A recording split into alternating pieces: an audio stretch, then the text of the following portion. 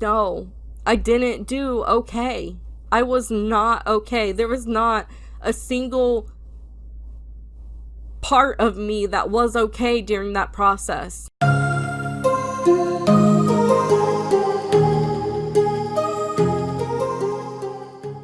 Hey guys, welcome back to Mind Over Mindy. My name is Melinda, and today we're going to be talking about a pretty serious topic. But before we get started into all of that, I just want to say hi. How are you guys? It's been so long. I have been waiting to get a camcorder so I can start taking you guys with me throughout the day, because right now I'm kind of confined to my desk, which really stinks, because I do want to do a little bit more of like vlogging on my channel and stuff like that, like what I'm doing throughout the day. And I definitely need to be mobile because I'm constantly on the go. But my husband has been hinting that that's going to be my birthday present, is a video recorder. So my birthday is in like 2 weeks, guys. Actually, my birthday is in 10 days. My birthday is in 10 days, guys. So we're getting there, okay? I might be getting one. We're getting there. We're getting close.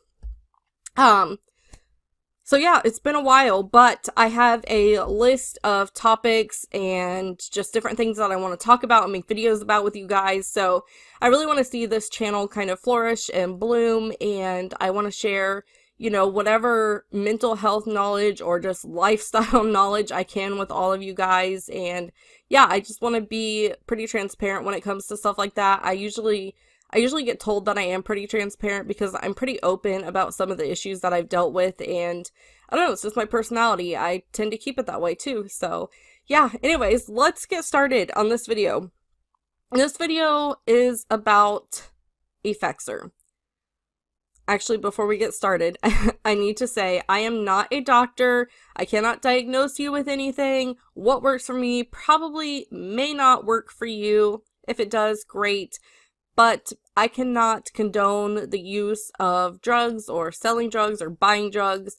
If you think that you need to take this medication, speak with your doctor. If you think you need to come off of this medication, please talk to your doctor. Do not do anything without doctor's orders. That's my disclaimer. I'm just saying, you know, I gotta keep my videos up, but also there is definitely truth to that. Do not go off of any medication without your doctor knowing, especially Effexor. So what is Effexor? Effexor is an SSNRI, a selective serotonin norepinephrine transmitter. Basically, it is to treat generalized anxiety and depression. I have been taking Effexor for 6 years now. I started it shortly after my daughter was born, and she is 6 years old now. So I have been taking it that long, and I don't know, I made a list of questions here. So some of the side effects include being dizzy, having insomnia, anxiety, which is kind of crazy. Like, taking a drug for depression and anxiety can give you anxiety. I don't know, it's kind of weird. Dry mouth and yawning, and there's something that's really funny that I will tell you about yawning. The fact that it is a symptom, or like a side effect of Effexor. When I went off of Effexor, one of my side effects of going off of it during the withdrawal phase was yawning, constantly yawning. So it's a little bit weird how that works. But yeah, so those are some of the side effects of it. I can't say that I really dealt with too much. Dry mouth, definitely. But a lot of my medications include having dry mouth. So I can't really pinpoint that and say that it was Effexor. Effexor also, in the generic form, is called venlafaxine. I hope you guys don't mind my laundry back there. It's just sitting. I just realized that like all of my laundry is just kind of sitting on the stairs. But anyways, back to what I was talking about. So why did I come off of it? Well, for 6 years, I was not seeing a psychiatrist. My doctor, my regular physician, my primary physician, kept telling me you need to see a psychiatrist. I couldn't find one that I liked. And then the other ones, I saw one. I was seeing a really good therapist. I absolutely loved her. And then my insurance changed and they no longer accepted me, which really sucked, because I was like a day away from seeing the psychiatrist. It was that insane. It was like, I think like 3 days away from seeing a psychiatrist. And I went to see my counselor and they were like, this is the last time we can take you. So basically, I just kind of sat by. I had a really bad experience with my first psychiatrist, and I'm going to talk a little bit more about that in another video. How to find the right psychiatrist and that meets your needs. I'm going to make another video all about that. So I just had a really bad first experience with psychiatrist, and excuse me, and because of that, I just kind of suffered in silence. My primary physician was prescribing me the medications that I was currently on. And I don't know if you guys know this, but on average, and I'll see if I can find where I read this from, but on average, it is said that primary family physicians only get about 3 hours worth of mental health training. That's insane to me. 3 hours. Sorry guys, my throat is like really scratchy. 3 hours worth of mental health training, that's all that they receive. Which means that typically somebody who's dealing with mental health issues, probably if they've taken their time to study it, probably know more about it than their doctor. That's insane to me. So my doctor kept adding these medicines onto my list of already tons of medicines, and finally he said, I can't go on anymore, you have to see a psychiatrist.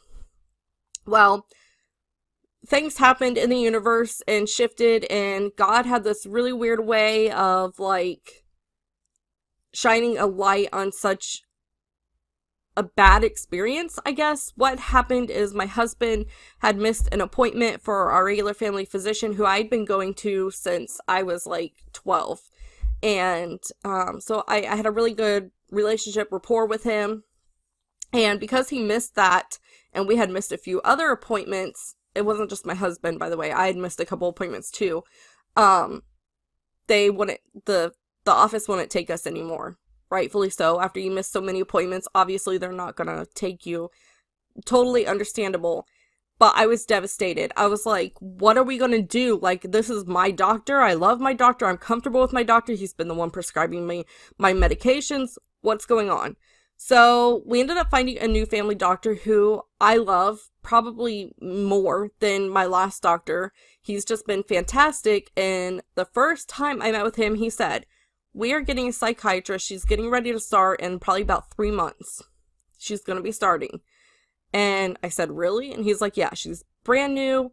She's going to be starting a couple buildings over. You can go to her. We'll get you all set up. So I was one of this doctor's first patients, a psychiatrist. She started back in September. I was one of her first patients, and I absolutely love her. And so it's really weird how God kind of used that bad situation and kind of like pushed us to something better and something that I really needed. And so it's just one of those things that, you know, you kind of like look at and you remember that like God's in control and that everything's going to be okay. So all of that said, I went and seen her, and she said, I think you're bipolar. Furthermore, I think you have either borderline personality disorder or dissociative identity disorder. We'll get into a little bit more of that later. Right now, we're just going to talk about the bipolar. Most of you know what bipolar is. Bipolar is characterized by a series of ups and downs, or what's called depression and mania. So, for instance, somebody with bipolar may have for a week a long depression. They may be just like slow and sluggish, sleep a whole bunch, you know, the typical depression symptoms. And then, you know, the next week they might have mania, which is characterized by like a feeling of like an elated feeling, or a feeling of what do I want to say, like, I'm losing the word, like a feeling of invincibility almost. You can do anything. They will often go out and buy, like, they'll spend a lot of money, like they'll like buy cars and stuff and just like come home and be like, hey honey, I bought a car today. I wasn't one of those people, though I do have a bad spending habit, and then, you know, the week after they'd go back to being depressed. And there's two different types of bipolar. Bipolar 1 typically lasts for a month. So they'll have a month of depression followed by a month of mania. Whereas bipolar 2, which is what I am, will have like a week of depression, a week of mania. We cycle a little bit faster than bipolar 1.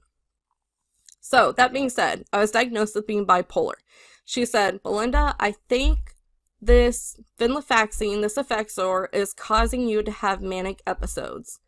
I would stay up for periods of time like I couldn't sleep and I didn't need the sleep. It was weird, and that's how I functioned, is I would stay up for days on end and just be okay. And I would just, and you just get to this point where my husband's like, like I'm just going and my husband's looking at me like, you okay? Like, I don't think you're okay. And, you know, even though it felt okay because I wasn't depressed, that's what's interesting about mania, is you almost welcome it because you're not depressed. But then you hit rock bottom and you go back to being depressed. See, the bad thing about mania is you have this elated sense of self and you feel so good about yourself and everything's going right, but really, you know, you're spending a lot of money, and I would be up all night just doing random things, and my mind was constantly going. It wouldn't shut off, and then I would hit this wall and it would be depression. And I almost welcomed the depression more than the mania sometimes. So the doctor said, I think this is hurting your bipolar. I think it's causing manic symptoms. So let's get you off of it. So in short, she added a few other drugs to my list, and she said, let's start taking you off of the venlafaxine. I was taking 150 milligrams of venlafaxine. She cut it in half to 75 milligrams.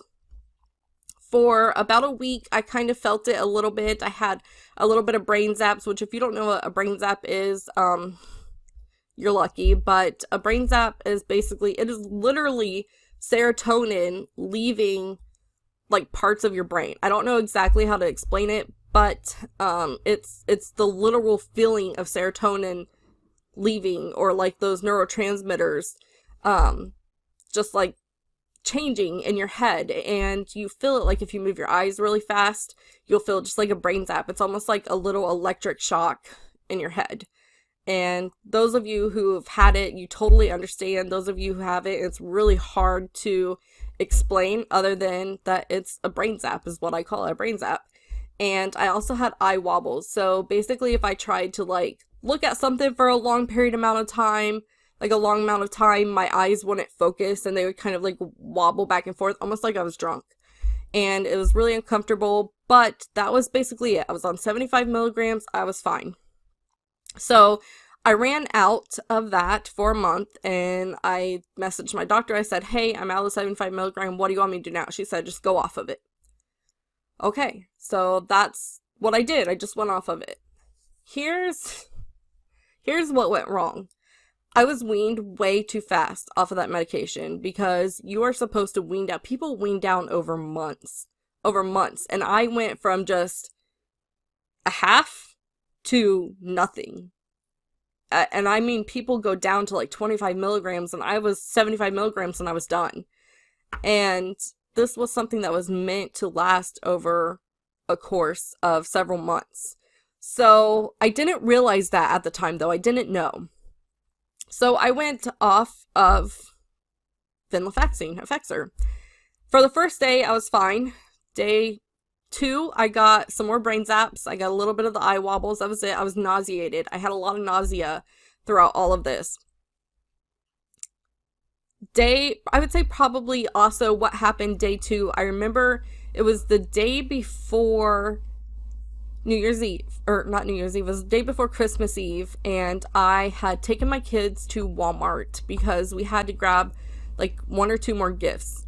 And we get to Walmart, and I remember just my body aching. Like, I had to walk to the back of the store, and I just remember like it took everything in me to walk to the back of the store and walk back up. My legs hurt, my arms hurt. I felt like they were just dead weight. I just ached everywhere. So I thought I was getting sick. I didn't really attribute that to being without the Effexor at that point. I didn't think anything of it. I thought, oh my gosh, I'm getting sick. It's Christmas time. Great. On top of the brain zaps and the nausea and the eye wobbles. So I had that for a couple days. About day 5, I was hit with this depression. This was after Christmas. I would say probably a little bit after Christmas to a little bit past the new year. I was just hit with this depression, this the kind of depression that you just look at yourself and you say, I am worthless. I don't deserve to be here. You just like question everything about yourself. Like, would these people be better off without me? Like, and that's how I looked at it. You know, I put myself down so much. Like, you know, I would look at myself and just think, you're horrible. You're an awful person. Like, you know, everybody deserves to be better and they're better off without you. And those were the things that I was telling myself, and it just put me in the slump of depression. And I was just sleeping all day. That was all that I could do, was sleep. And fortunately, my husband had a few days off of work because he'd taken some vacation. So he was like there with the kids, but it was awful. And then on top of that, I was also hit with this anxiety. I had always had anxiety of fires. I'm really paranoid of fires. I don't like fires. I don't like the aspect of being in a fire. I've never been in a fire. I've never experienced a house fire. But they terrify me. But during this time, it became almost like an obsession. Like, I couldn't leave my house because I was convinced that my house was going to catch on fire. To me, it wasn't a matter of if it catches on fire.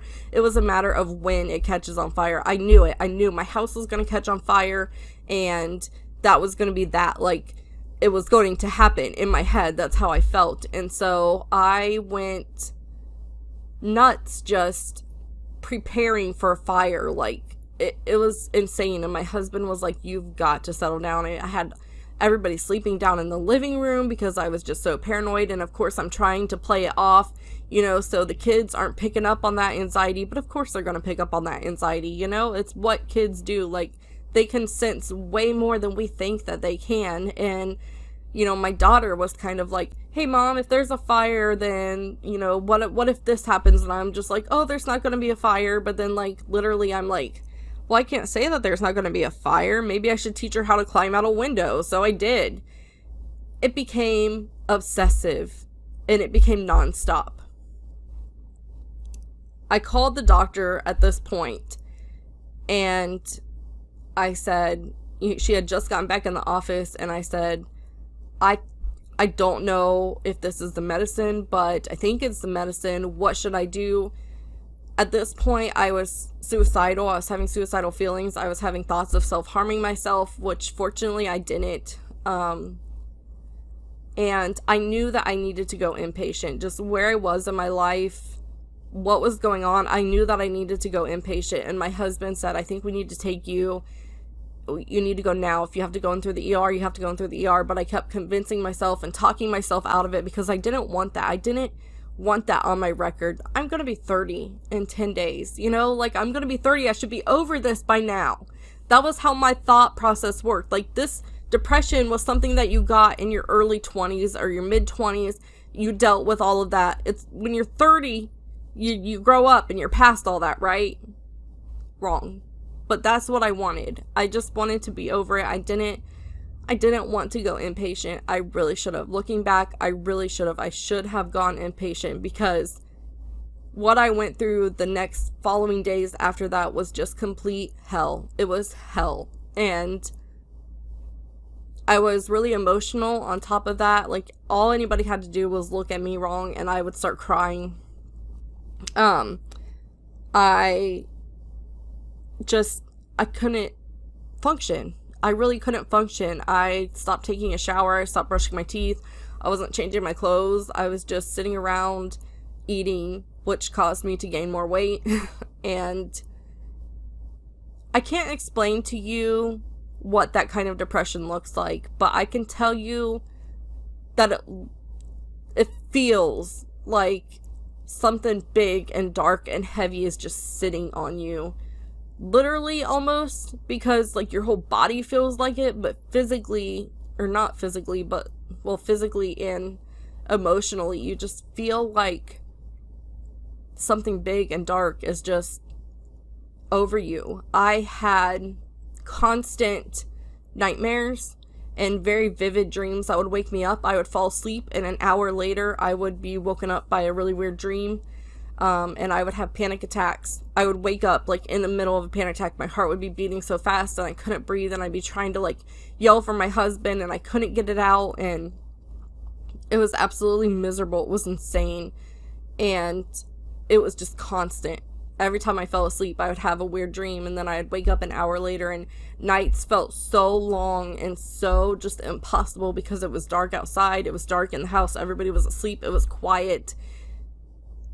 It was awful. So I did what most people do, and I got on Google and I looked up, what is the timeline for this? What is this? When is this going to end? By the way, my doctor never got back with me. I sent 2 emails and called twice and never heard back from my doctor, which was really, really, really depressing and upsetting because I really liked this doctor, and I was so mad that at my worst, she couldn't get back to me. Granted, this was over a holiday, and so I did kind of give her like the benefit of the doubt at first, but once things got back to normal, I thought surely she'll contact me, and she never did. And I actually went and saw my therapist yesterday, and he actually apologized to me. He's in the same office as my psychiatrist, and he actually apologized to me for her not responding, but because of the way it is in the system, he can only read what I send her. He cannot respond. So he even apologized to me, you know, like, I'm sorry that she never got back to you. What happened? Like, how did you get through this? And all I can think to myself is how I got through this is I don't even know how I got through it all. I don't know how. I had vivid like pictures of me killing myself, like vivid pictures, almost like it was happening in real life. It was almost like I was so close. I was just sitting on the edge of that line. I know I've talked about that line before, that line of life and death, and you just sit there. And it's such a dark place to be in. And my therapist yesterday, he said, you know, well, congratulations, you did really good because you didn't harm yourself and you didn't kill yourself and you didn't even go into inpatient, but you made it through that, so you should be proud. And I just kind of like looked at him like, what? Like, proud? I'm not. I was forced to go through it. It wasn't like I did this to myself. Of course, I could have gotten back on the medication and taken a lower dose, but I didn't want to go through this again. I knew that if I did that, I eventually would be at the spot. I didn't want to go to that spot. I am a recovering drug addict. I know what it's like to withdraw off of several medications. I know what it's like to withdraw off of opiates. I know what it's like to withdraw off of benzos. Benzos are some of the worst drugs that you can withdraw off of. I overdosed on Xanax one time, and I had several seizures throughout the night. And the mental aspect of it, once you go through the physical aspect of a medication withdrawal, you go through the mental aspect. And the mental is so much worse than the physical because you just become suicidal and you know that you can't be left alone. I felt constantly, I was disassociated. I felt like I was here, but I was just going along for the ride. Somebody else was driving my body and I was sitting right next to him and I had no control. And that's what it felt like. And I can tell you that's not a good feeling to be in.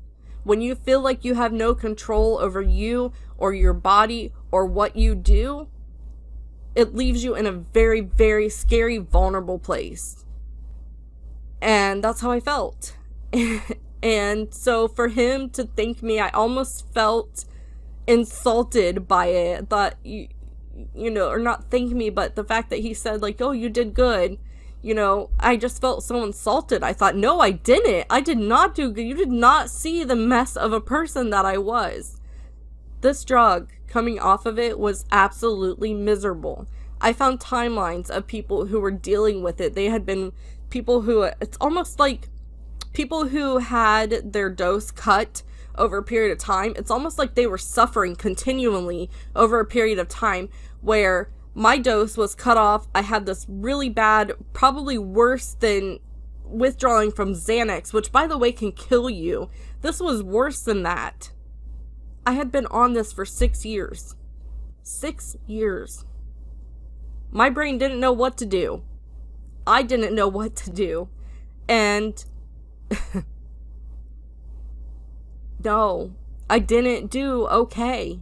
I was not okay. There was not a single part of me that was okay during that process. I am only fortunate now that I have made it through and I'm slowly on the mend. It is day 15 and I am slowly getting back to where I am. I still can't sleep upstairs because I'm terrified of fires. I still can't. I still have to have my husband by my side almost constantly because I'm terrified of being alone. My advice to you is, if you are going through this, or if you know you're going to be withdrawing from this medication or any other medication, you need to let your friends and your family know. And you need to have somebody with you at all times. And you need to be prepared that if you need to go to inpatient, you need to just forget about the stigma that people have around mental health, and you need to just go. Because that's how I felt. There was this stigma attached to me, like I wasn't good enough, or I was part of that crowd. I was part of those people. You cannot have that stigma, because I barely made it out. Barely made it out by the skin of my teeth. I shouldn't have made it out, and I did. I somehow did. You guys, this medication is brutal to come off of, but it helped me so much at one point, and so much it was a lifesaver. So, if you guys are on Effexor, which I imagine if you found this video, maybe you are on Effexor, or you've been on Effexor, you've experienced the withdrawal, or you know that you're getting to come off of this medication, get help and have people with you. Also, don't just cut your dose and go. That was bad. That was so bad. And I know I say that it seemed like I had it easier because some people that I had read about, they were cutting their dose little by little, and it seemed like their withdrawal effects were just like lingering, but they weren't as intense as what I had. I cut my dose completely off. I had these horribly intense feelings, and it only lasted, it lasted for, I would say, probably about 10 days total. Maybe more than that. I would say I'm still like experiencing the side effects, but I would say like the big part would have been maybe about 13 days, because it's only been a couple days that I've really been like, okay, getting back to where I am. I can take a shower, I can brush my teeth. I slept in my bed last night, which is a really big deal for me. And what helped me get through this is I prayed a lot. I'm a Christian, and I do my best to incorporate God in my life, in everything I do. Me and my husband, we focused really hard. We made God the center of our relationship, and I'm not perfect because I have God in my life, so please don't say that. Yes, I have tried to pray away all of my pain and my depression, and no, it doesn't work. And theoretically, because I trust in God, you would think that I wouldn't have that anxiety, but it just doesn't work like that. So I prayed a lot. I also had a notebook, and I sat down and wrote a lot of my feelings. Even if I just doodled for the day, I would just like sit and just write about how I was feeling and what was going on, how I felt overall, and that kind of helped me in a way with my anxiety, grounding myself. So when I was having a panic attack, which is really, really hard to pull yourself out of a panic attack and look at things and be like, okay, 5 things that I can see, something that I can touch, something that I can smell, something that I can hear, something that I can like just eat, those kinds of things, grounding yourself and putting yourself into a position where you're like, could a fire happen? Yeah, but we are prepared. And that's kind of how I looked at it. Every day I get into a car and I could die into a car accident. I can't control what that happens, but I can take preventative measures. I can put my seatbelt on and I can follow the rules, and so I had to look at fire safety like that. Could my house catch on fire? Yes, but we're prepared. We have, fire extinguishers, not fire extinguishers. We have fire alarms in every room of the house. My kids know how to get out of an upstairs window. We have ladders for the upstairs window. So it was like those kinds of things that I had to make sure that I was taking the best measures possible, that if something like that were to happen, I can put my mind at ease and know that we know how to escape that situation. That's really, really hard to do when you are struggling with anxiety, but it was something that really helped me a lot. So if you are going through the same thing, that's what I can recommend doing. If you have those obsessive thoughts, or if you just feel total anxiety about whatever it is, just do your best to ground yourself and, talk to somebody. So I know that is a big, whole heck of a lot to put in a video. And yeah, I know that it's a heavy video. Hopefully things will get a little bit more easier as I continue, and definitely some of the other videos coming up on my channel won't be as heavy, but I think that it's important to get into those heavy topics, and I think it's important to break down that stigma and talk about it. I think too many people are too quiet about what goes on in their life as far as mental health is concerned, and it's nothing to be quiet about. So that is Effexor and the withdrawals and the things that I dealt with coming off of it. So if it is something that you guys are dealing with and you just need somebody to just talk to, I'm here. Like, totally email me, send me an email. I will talk with you. Whatever you want to do, just talk to somebody. But let's get a little bit happier for a minute. I'm glad to be back on my channel, so glad. And I actually have a fun series coming up, which I'm really excited to share with you guys. It is going to be a weight loss series. I am kicking myself back into gear. I recently lost about 20 pounds and then I gained it all back.